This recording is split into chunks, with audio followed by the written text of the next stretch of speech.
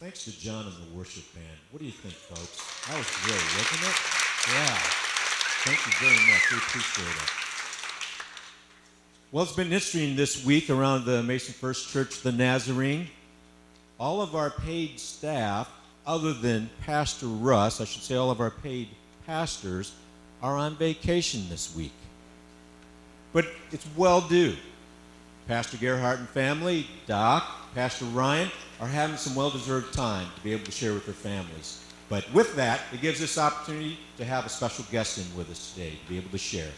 And we're going to have Linda Carmoney. She'll be sharing with us today.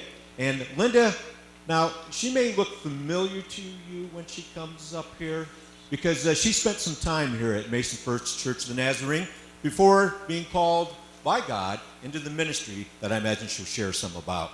Now, Linda shared 34 years of marriage and some church ministry in that time in Grass Lake with her husband, Dean, who passed away in 2008.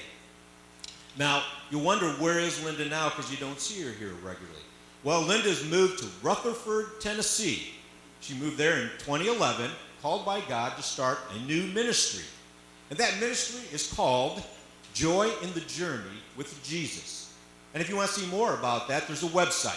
So get fast with your pencils and pens if you want to be able to write this down. But it's www.joyinthejourneyministry.com. Okay?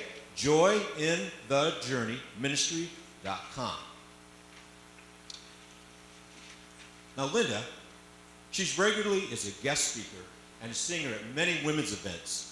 She does grief counseling. And one of the things I thought was interesting that I found out about her, she works in a local high school working with deaf students.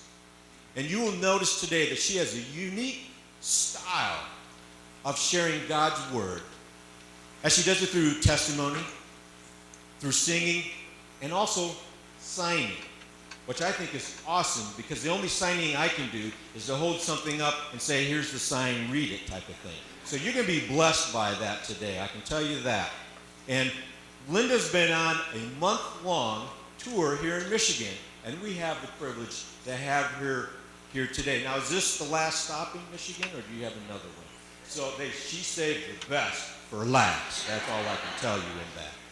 But she's here today to share how God has touched her life and how God can touch your life. And it fits in, interestingly enough, with what God is doing here at Mason First.